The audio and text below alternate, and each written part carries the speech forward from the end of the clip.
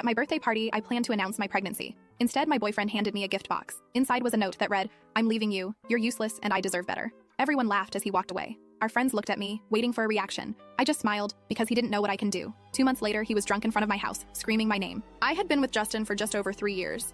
He was charming and attentive, actually maintaining eye contact instead of constantly looking around for someone more interesting to talk to. Things moved pretty quickly between us. By our 1-year anniversary, we were living together in a cute little place we could barely afford.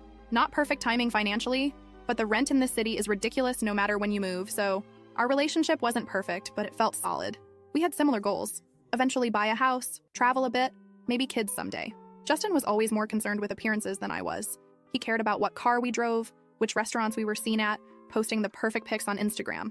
I should have paid more attention to that red flag, but hindsight is 20/20, isn't it?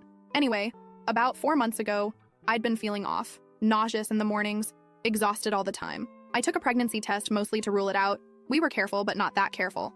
And 2 pink lines. I still remember sitting on the bathroom floor, staring at that little plastic stick like it was written in hieroglyphics. I spent about a week processing before telling anyone. My best friend Barbara was first. She brought wine to our girls' night. And when I stuck to water, she knew immediately. She asked all the right questions about what I wanted, how Justin might react, practical things like insurance and maternity leave. It helped me organize my thoughts. As for Justin, I decided to wait. My birthday was coming up in 3 weeks, and it seemed like perfect timing. We'd already planned a small party at our apartment with our closest friends, and I thought it would be special to share the news with everyone I love at once. Again, hindsight. What a witch. The weeks leading up to my birthday were strange. I was dealing with morning sickness, which should really be called all-day sickness BTW, and trying to hide it from Justin. He didn't notice, which I attributed to him being busy. He'd been coming home later, spending more time on his phone, being a little distant. I figured he was stressed about something at work. My birthday fell on a Saturday. I spent the morning setting up while Justin went to pick up the cake, which took him nearly 3 hours, but whatever. Our friends started arriving around 6 p.m. Barbara and her husband, our friends Aaron and Sergio, my cousin Lana, who was visiting, and a few others, including Maria, who I'd known since college. The party was going well. Good food, plenty of drinks, sparkling water disguised as vodka soda for me, music, laughter.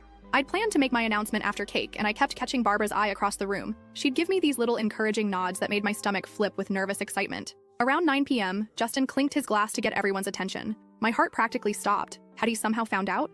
Was he going to steal my thunder?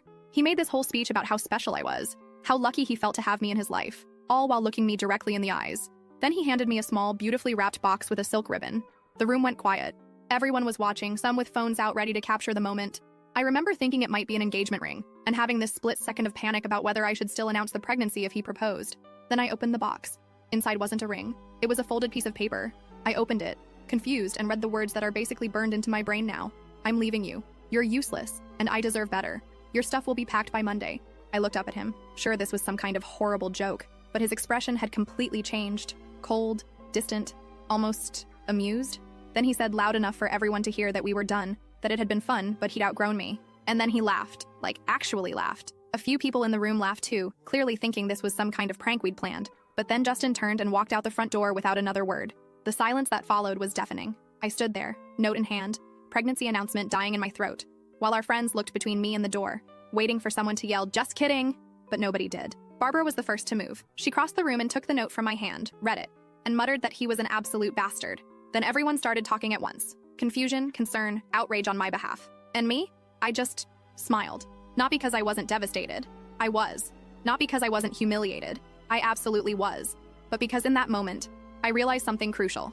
Justin had no idea what was coming. He thought he held all the cards. He thought he'd orchestrated this perfect exit, this public execution of our relationship where he got to be the powerful one. But he didn't know I was pregnant with his child. He didn't know that I'd found his secret credit card statements 2 weeks earlier when I was looking for a stamp in his desk drawer.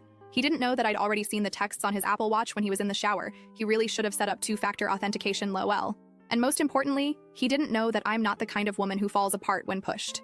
I'm the kind who gets strategic. So I smiled. I thanked everyone for coming. I assured them I was okay, I wasn't, and that they didn't need to worry about me. They did. I even cut the birthday cake Barbara had brought and passed out slices, as if celebrating the end of something rather than mourning it.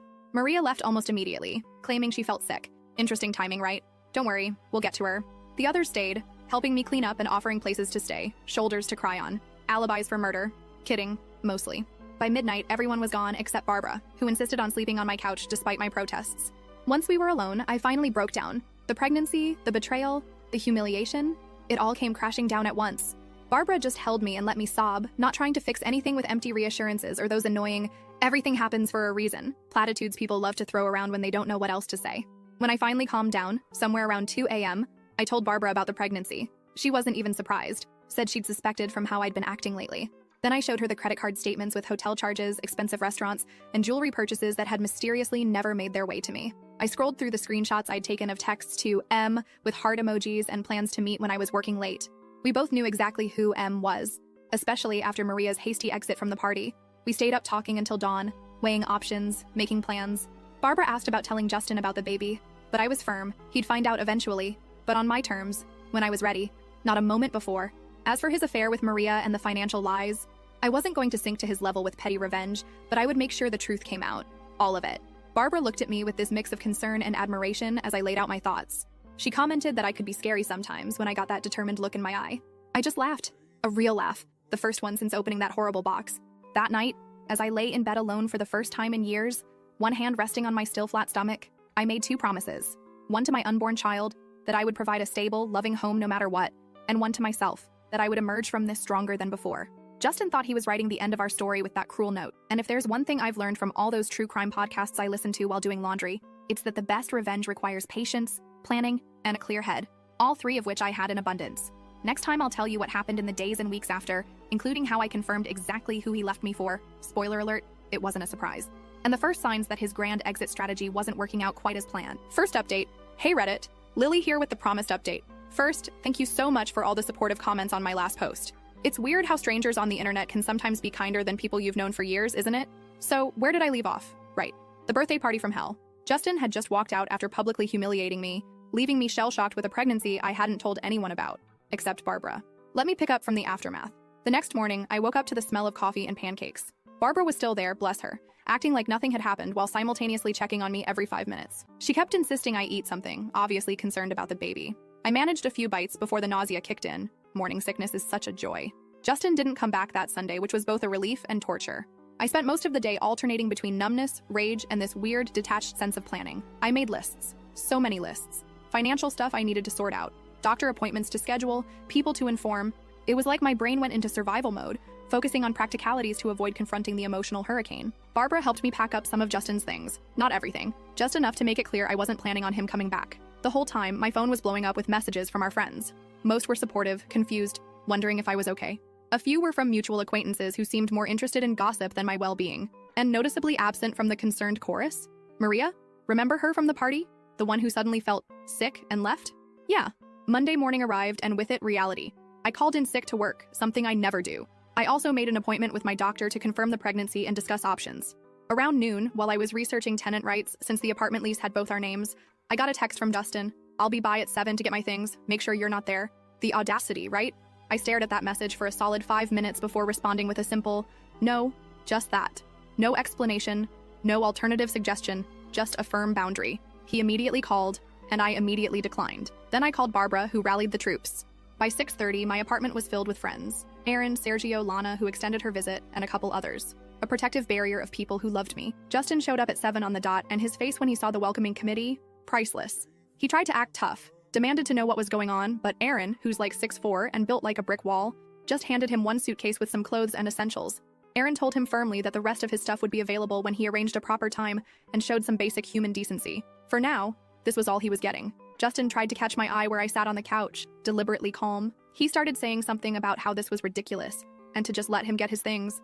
I finally spoke directly to him, telling him he should consider himself lucky I hadn't changed the locks yet, and we could discuss the rest of his belongings once I'd had time to process his lovely birthday surprise. He started to argue, but something in my expression must have warned him off. He took the suitcase and left, but not before muttering something about me always needing an audience. Rich coming from the man who dumped me in front of all our friends, don't you think? After he left, I cried again. Not for him, but for the future I thought we'd have. For the plans that now needed rewriting. For the child who deserved better than a father who could be so cruel. The next morning, I called a locksmith and had the locks changed. Now, about Maria. I had my suspicions from the moment she bolted from the party, but I needed confirmation. It came from an unexpected source. Sergio texted me Tuesday evening to let me know that Justin and Maria had been seeing each other. He and Aaron had spotted them together 2 months ago, but couldn't be sure it wasn't innocent. He apologized for not telling me sooner. It was like being punched in the stomach and simultaneously feeling vindicated. I'd known Justin was cheating. I just hadn't known with whom. Finding out it was Maria, someone who had been in my home, eaten my food, accepted my friendship. That was a special kind of betrayal. Instead of confronting either of them, I decided to wait, watch, gather information. Maybe I've been listening to too many true crime podcasts, but patience really is key in these situations. Over the next week, I focused on practical matters. I officially confirmed my pregnancy, 10 weeks along. I spoke with a lawyer about the apartment lease and division of assets. Thankfully, we weren't married, so no divorce drama. I froze our joint credit card and opened a new bank account in just my name. Basic protection stuff. What I didn't do was tell anyone except Barbara about the pregnancy. Not yet. It wasn't denial, it was strategy. I needed to get my ducks in a row first. 2 weeks after the birthday disaster, Justin texted again, asking to talk things through and collect more of his belongings.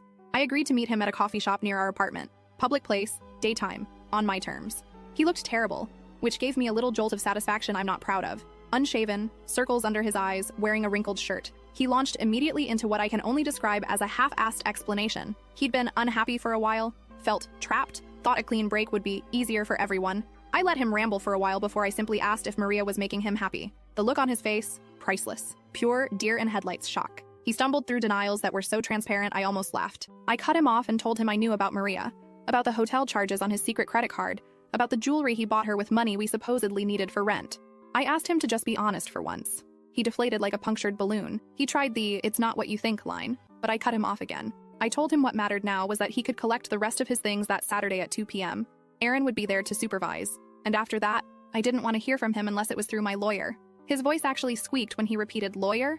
He insisted we didn't need lawyers and could work things out ourselves. I stayed calm, even as my heart raced. I told him we were past that point, that he'd made his choice very clear at my birthday party, and I was just respecting it. As I stood to leave, he grabbed my wrist, not hard but desperately. He asked about the apartment, specifically how I was going to afford it alone, saying my job barely covered half the rent.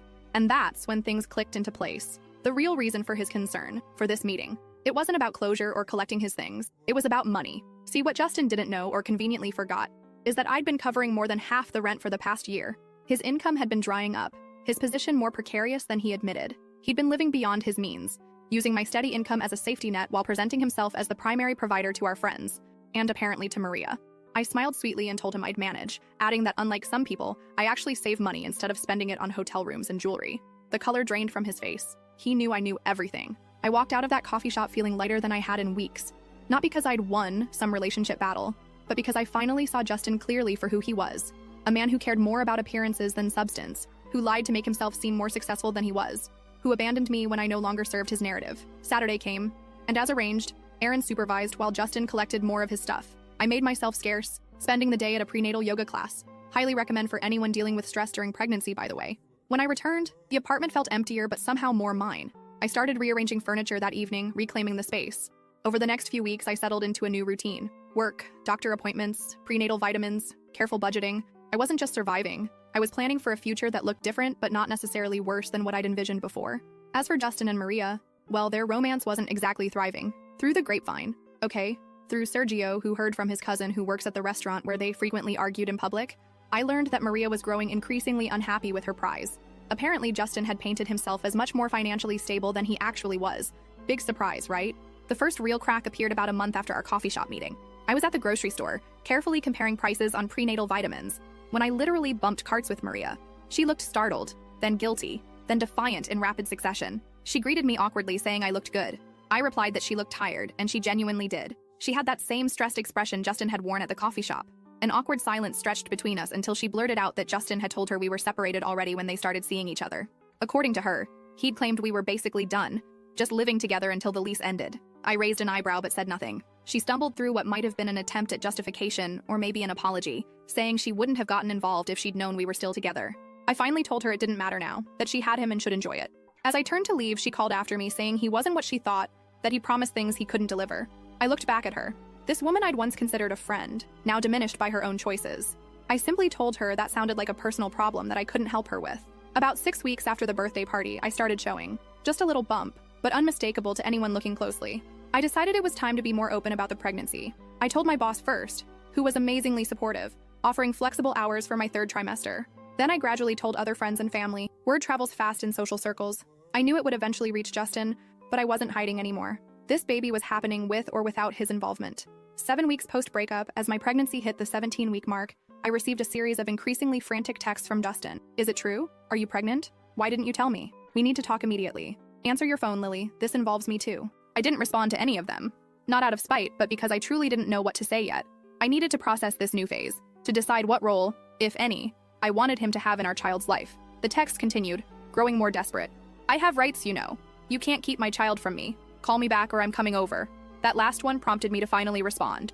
I told him not to come to my apartment uninvited, that I would call the police if necessary, and that I would contact him when I'm ready to discuss this civilly. He backed off for exactly 2 days. Then, as the title of my original post foreshadowed, he showed up.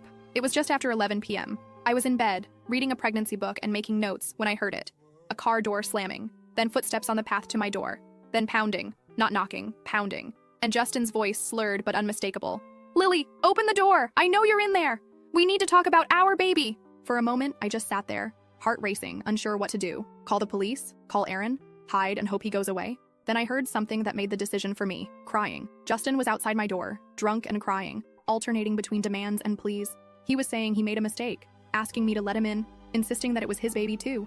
And despite everything he'd done, some small part of me felt, not sympathy exactly, but recognition. The realization that his grand exit strategy, his new life with Maria, his escape from useless me, none of it was working out as planned. Reality had finally caught up with Justin, and it had the face of an unexpected baby and financial instability. I got out of bed, put on a robe, and approached the door cautiously. I didn't open it, but I spoke through it, telling Justin he was drunk and should go home, that we could talk tomorrow when he was sober. He shouted that he needed to see me now, needed to see if it was true, if we were really having a baby. I confirmed through the closed door that yes, I was pregnant, 18 weeks now, and yes, it was his.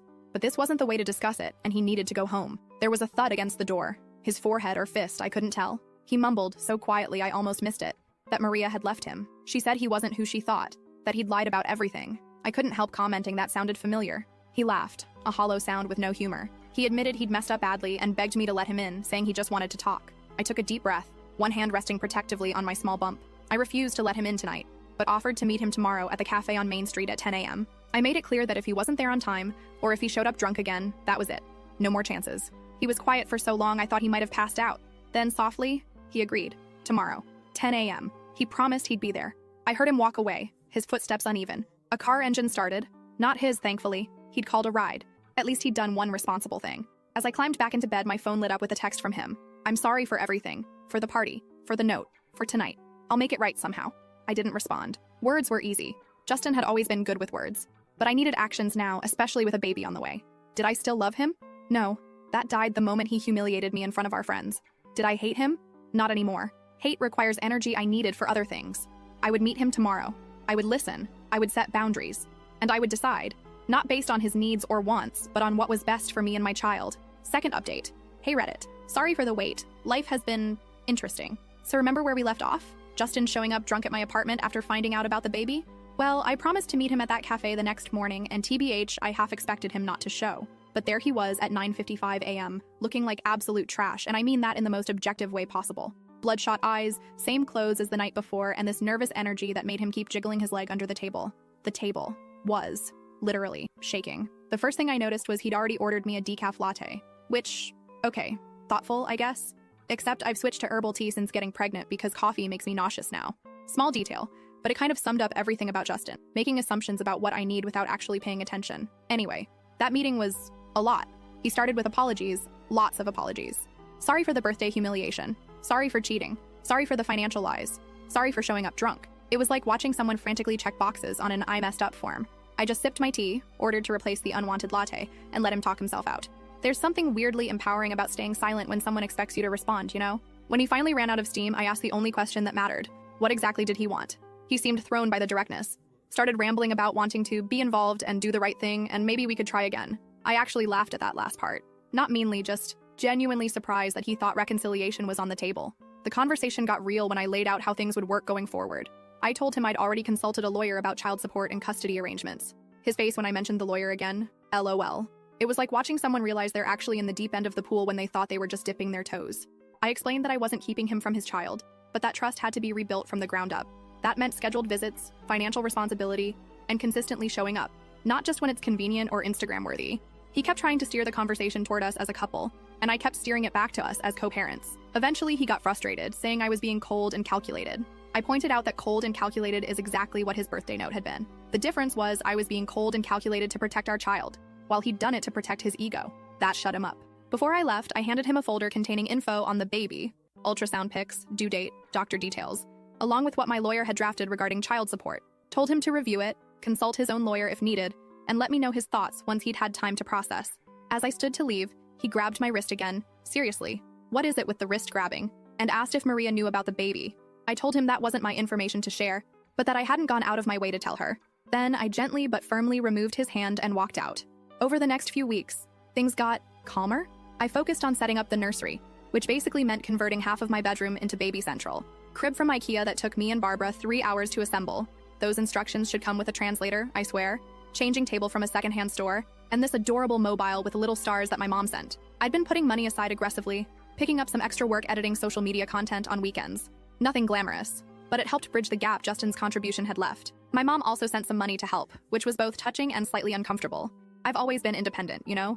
Meanwhile, Justin was processing. He'd text occasionally asking about the baby or requesting pictures of the nursery progress. I'd respond factually, but keep emotional distance. Sometimes he'd try to veer into personal territory, asking if I was seeing anyone, nope, or mentioning some show we used to watch together. I'd gently redirect. Then came the incident. Yes, it deserves capital letters. I was at Target on a Saturday afternoon, loading up on diapers. You can never have too many, according to every mom blog ever. When I literally bumped carts with Maria. Again, what are the odds? This time was different though. She wasn't awkward or defensive. She actually seemed relieved to see me. She immediately asked how I was feeling, how the pregnancy was going, all while looking genuinely interested. Then she said something that caught me completely off guard. She apologized. Not a rushed, uncomfortable sorry, not sorry, but a real, thoughtful apology acknowledging the pain she'd caused. She explained that Justin had sold her the same story he'd apparently fed multiple women, that we were basically over, just going through the motions, that I was holding him back from his true potential. She found out he'd been seeing another woman while dating her. The irony wasn't lost on either of us. We ended up getting coffee, tea for me, and having this surreal conversation about the man we both now saw clearly for who he was. Not a monster, just a deeply insecure person who needed constant validation and was willing to lie to get it. As we were saying goodbye, Maria mentioned casually that Justin had been let go from his job 2 weeks earlier. She thought I should know since it might affect child support. I thanked her for the info and headed home, processing this new development. I wasn't happy about Justin's job loss. It complicated things, but I appreciated knowing. That evening, as I was folding tiny onesies and listening to my favorite podcast, my doorbell rang. I checked the peephole, always check the peephole, folks, and saw Justin standing there. Sober this time, but looking rough. I opened the door but didn't invite him in. He started talking immediately, asking if I'd heard about his job, saying it wasn't his fault, that he was being set up. Then he asked if I'd seen Maria recently, sounding suspicious. I told him yes, we'd run into each other at Target. His face did this weird thing where it tried to look casual but just looked constipated instead. He asked what we talked about and I simply said, you, mostly. He did not like that answer, LOL. Then he started getting agitated, saying we were probably conspiring against him, that everyone was turning on him when he was just trying to do his best in a difficult situation. I reminded him that he created this situation with choices he made, and that playing victim wasn't going to work with me. That's when he broke down. Not dramatically, not movie-style tears, just crumpled. Said his life was falling apart. No job, no girlfriend, apartment he could barely afford, and a baby on the way he wasn't prepared for. For a brief moment, I felt that old urge to comfort him, to fix things. But then I remembered the cold words in that birthday note. You're useless. I deserve better.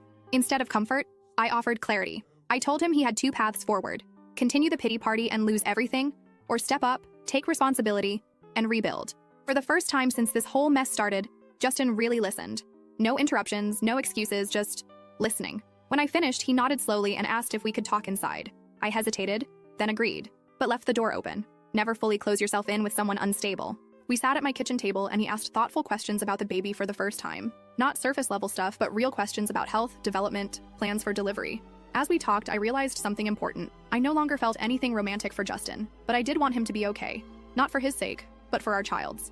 Before he left, he promised to review the child support agreement and find a new job ASAP. He also, surprisingly, thanked me for not hating him when I had every right to. I told him hate takes too much energy, and I was saving my energy for more important things now. The next few weeks brought subtle changes. Justin found a new job, paying less, but steadier. He signed the child support agreement without argument. He even enrolled in a parenting class at the community center. As my due date approaches, things feel not perfect, but functional. Justin and I have established a cautious co-parenting relationship built on clear boundaries and expectations. He comes to doctor appointments when invited. He helped assemble the crib when I finally admitted defeat with those ridiculous IKEA instructions. Last week, at 7 months pregnant, I received a package from him. Inside was a journal, not expensive, just simple and practical, with a note that said, "For your thoughts, plans, and all the true crime podcast notes you want to write, you were never useless." I was just too self-absorbed to see your value. I didn't respond. Some things don't need acknowledgement. But I did start using the journal, mostly to document this journey so I can someday tell our child the complicated, messy, very human story of how they came to be. Next time, I'll update you on the birth, coming soon, and how Justin handled the reality of actually becoming a father. Because if there's one thing I've learned through all this, it's that people can surprise you. Sometimes with their cruelty, sometimes with their growth, but always with their humanity. Last update. Hey Reddit fam. It's been so long since my last update that some of you probably forgot about me, lol. A lot has happened, and I've been meaning to post, but having a newborn doesn't exactly leave you with tons of free time or functioning brain cells. So, the baby is here. Little Zoe arrived 6 weeks ago weighing 7 pounds, 4 ounces, with a full head of dark hair and her father's chin. The only feature of his, I'm not mad about her inheriting TBH. Labor was, well, let's just say all those YouTube birth vlogs I binged did not prepare me for the reality. 32 hours, people. 32 hours. The funny thing is, during those endless hours of contractions, I kept thinking about how much I'd changed since that birthday party from hell.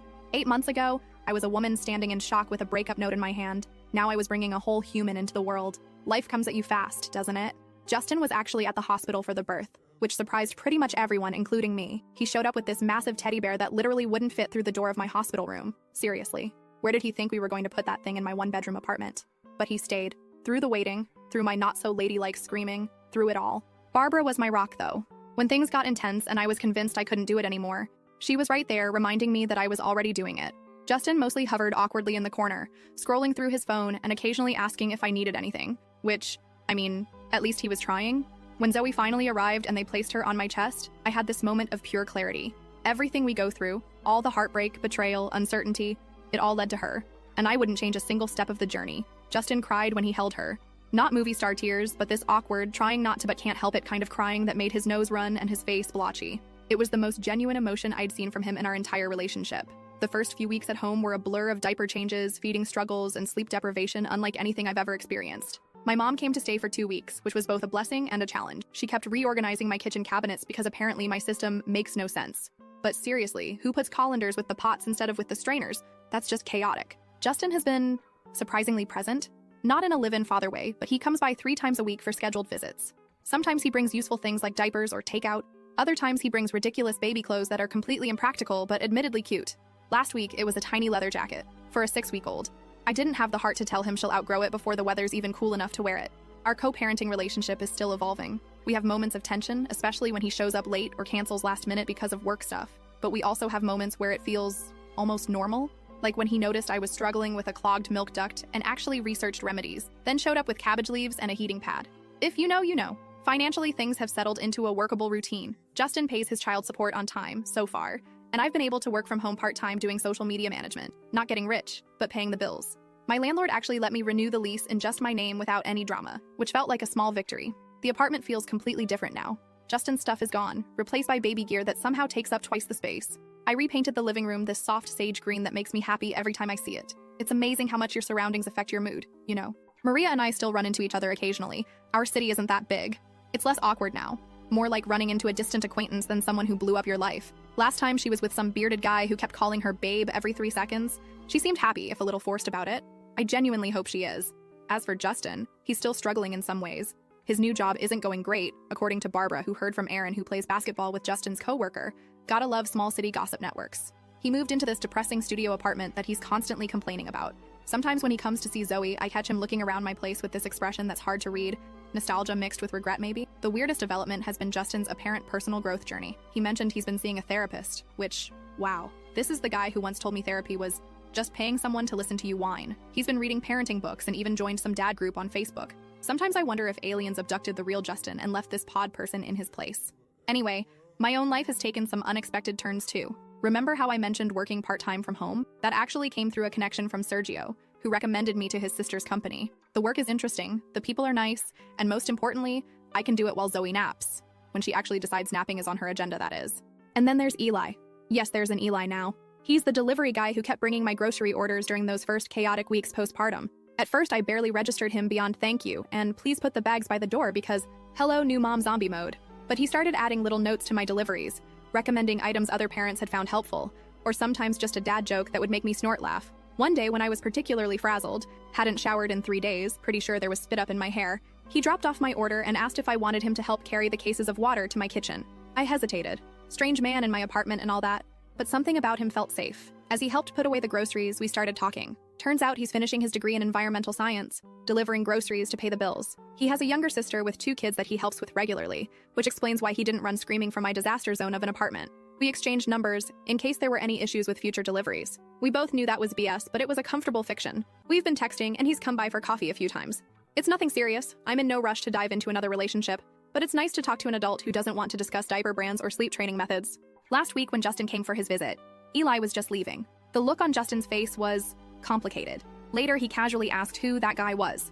I kept it vague, partly because there's not much to tell yet, and partly because it's not really his business. He made a few comments about moving on fast before seeming to catch himself and backing off. Barbara thinks I should go for it with Eli, but I'm taking it day by day. After everything that's happened, I've learned that rushing into things never ends well. Besides, Zoe is my priority right now. Dating as a single mom is a whole different ballgame, and I'm still learning the rules. Speaking of Barbara, she's been my constant through all of this. When I'm overwhelmed and convinced I'm failing at motherhood, she brings over iced coffee, my first love, finally back in my life now that breastfeeding is going better, and reminds me that all new parents feel this way. She takes Zoe for a few hours sometimes so I can shower, nap, or just stare at a wall in blessed silence. Yesterday was actually my birthday, 1 year since the box that changed everything. Instead of dwelling on that memory, I had a small gathering at my place. Barbara and her husband, Aaron and Sergio, my cousin Lana, and a few other close friends.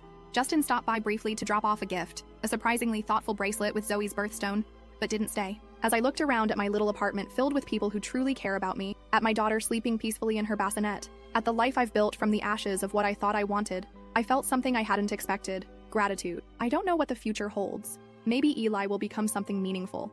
Or maybe he'll just be a brief, kind chapter in this story. Maybe Justin will continue growing into a decent co-parent. Or maybe he'll revert to old patterns. Maybe I'll stay in this apartment forever. Or maybe I'll eventually find a house with a yard for Zoe to play in. What I do know is that I'm not the same woman who stood holding that note on her birthday last year. That woman was shattered but determined. This woman is rebuilt, stronger at the broken places. So I guess if there's any moral to this long, messy story, it's that sometimes the worst thing that happens to you can lead to the best version of yourself. Not immediately, not easily, but eventually. P.S. If you're wondering what happened to that giant teddy bear Justin brought to the hospital, it's currently serving as a barricade to keep Zoe from rolling off my bed when I need to put her down for 2 seconds to pee. So, I guess it found its purpose after all. For those asking what happened to the infamous breakup note, I kept it. It's in a memory box in Zoe's closet, along with her hospital bracelet, first lock of hair, and the positive pregnancy test. Someday, when she's old enough, we'll tell her the whole story. Not to burden her, but because it's part of her history too.